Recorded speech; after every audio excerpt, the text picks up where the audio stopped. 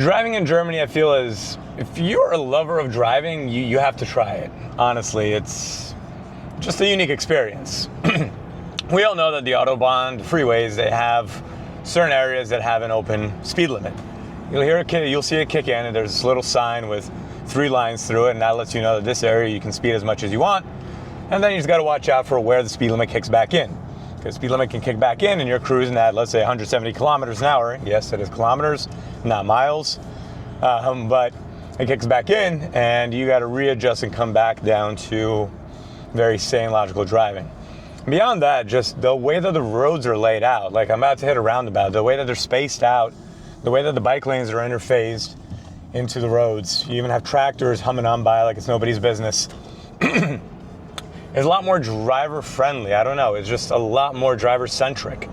And it makes sense that it's not only for the drivers, it's for everyone. Germany has a lot of fun quirks. Like, for example, I had this little wheel in my car when I got it. It was this parking wheel. And on it, I could turn this little dial to put it on my windshield. If I was going to park in certain areas, you're allowed to just park there for 2 hours. And all rental cars come with them. So you can just put that down and you can set when you started parking. And then this way, when the parking attendant comes, they give you that grace period. If you overstay, then you get a ticket. What else we had?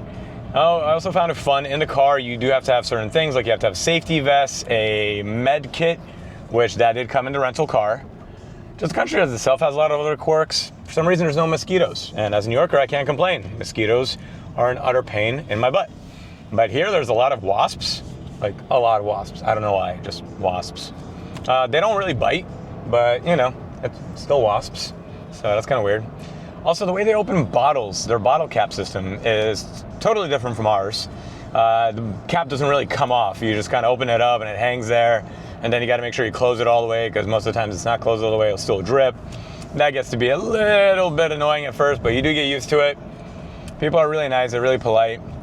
When I got my original booking, I had a V-Dub, Volkswagen Golf, I think it is, and I wasn't able to make it at the time of the pickup. I needed to pick it up at 11, I got there at 12:30, they canceled it, and free of charge, they upgraded me to an Audi.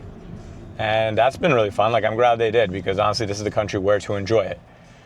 The freeways are pretty wide, lanes can get a little shorter, but still just the way everything's painted on, very logical, very straightforward. You're gonna see classic cars just sprawled out all over, whether they're classic German cars, classic American cars. Oh, and there was another thing, glad that just happened. Anytime you're at a red light, and this is pretty much all of Europe, even some parts of Asia that I've traveled to, when you're waiting at a red light, the light will flash yellow before it turns green. So you get like a nice little heads up that, hey, it's about to turn green. If you're in a manual, maybe get into gear or whatever it is, just get yourself ready for it. Why we don't have that in America is still beyond me. Like, every European country and Asia largely also practices that. Funky.